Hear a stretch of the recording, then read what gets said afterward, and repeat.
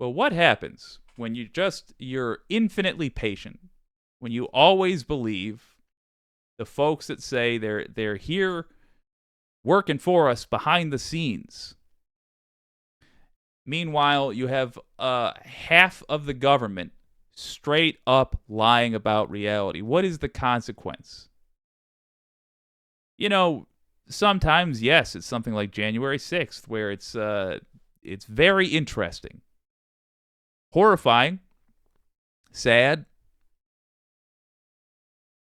nerve-wracking, but interesting. But usually what happens is it's boring. Usually what happens is a couple reports here and there of unusual deaths or somebody with asthma that didn't need it. Or, as Bo of the fifth column tells us about, without ever actually mentioning global warming, father and son dying in Texas from heat exhaustion. Oh, howdy there, Internet people. It's Bo again. Howdy, Bo. So, today we are going to talk about the heat and Texas and something that happened that I think everybody needs to be aware of. And just some basic precautions. Okay, so there is a heat wave going on. As of yesterday, by the time y'all watch this, there were, I want to say 10,000 outages in Texas. Heat is dangerous. Heat is dangerous. Don't overexert yourself. There was something that happened in Big Bend in the park out there. A 14-year-old boy hiking with, I want to say, his older brother and his father, maybe stepfather. He got weak, got dizzy, became unconscious. His dad ran to get help. The 14-year-old boy did not make it. His dad, in the rush to get assistance, looks like he crashed his vehicle. He also did not make it. The temperatures were about 119 degrees that day. So that's what the reporting is saying at this time. They don't have all of the information yet on what happened, but given the extreme temperatures, was probably a factor.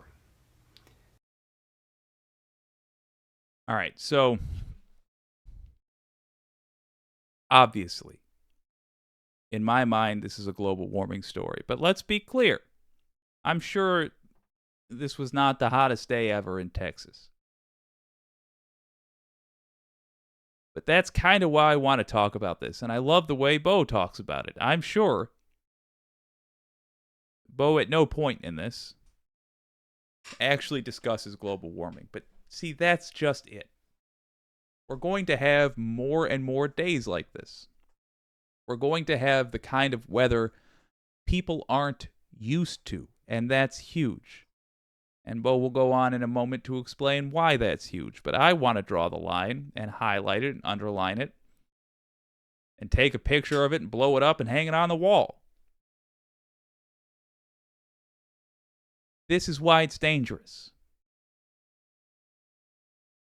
Global warming killing people is not going to take the form of somebody with a shirt that says global warming on it kicking in the door and stabbing you to death. It's going to be an unusually snowy day in December where a community that is used to only ever getting a couple inches of snow all year suddenly gets 6 inches of snow in a day. A freak storm, they'll call it. And a bunch of people will go outside and try to shovel it so they can get to work, and a couple of them will have a heart attack. It's going to take the form of a flood in a community that's not prepared for it, and the power gets knocked out for an extended amount of time. Somebody eats some spoiled meat, and they die from that. It's not going to be fascinating, but it's going to be frequent. This week, it took the form of a father and son dying from heat they were not prepared for in Texas. There is an attitude that basically, well, it'll be all right. I can handle it. Interesting little fact. You know what happens at 90 degrees on military bases? A black flag goes up and everything stops. No strenuous activity outdoors. It stops. At 88 degrees, a red flag is up, and that is limited strenuous activity, with the exception of those who have been who haven't become acclimated yet. I want to say it's 12 weeks. They require you to be there in the local weather because it's different everywhere. The heat here in Florida is very different than the heat in Texas. So it affects people differently. There's also another flag at, I want to say it's 85 degrees, which I think is, I want to say it's limited or maybe even halted for those who haven't been acclimated for 3 weeks.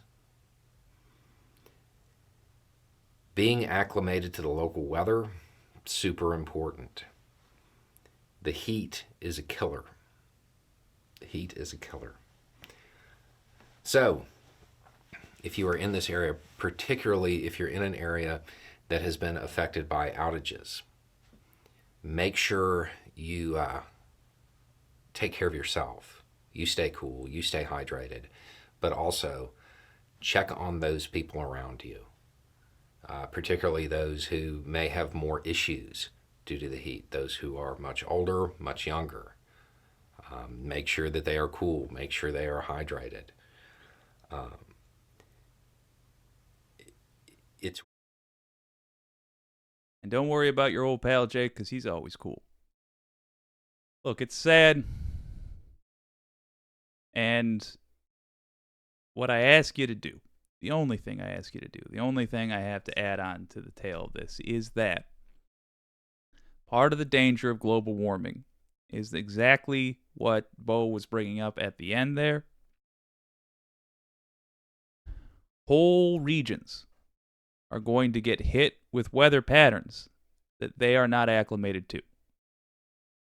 And it's going to happen more and more frequently. If we do everything right starting now, it's still going to happen more and more frequently, just less so.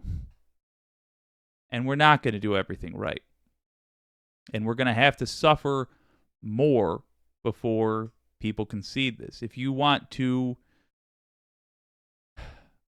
save the planet, the best thing you can do is vote in the primaries in 2024 and then vote blue no matter who in 2024, because the Democrats are going to be the people that we need to pressure to make this happen.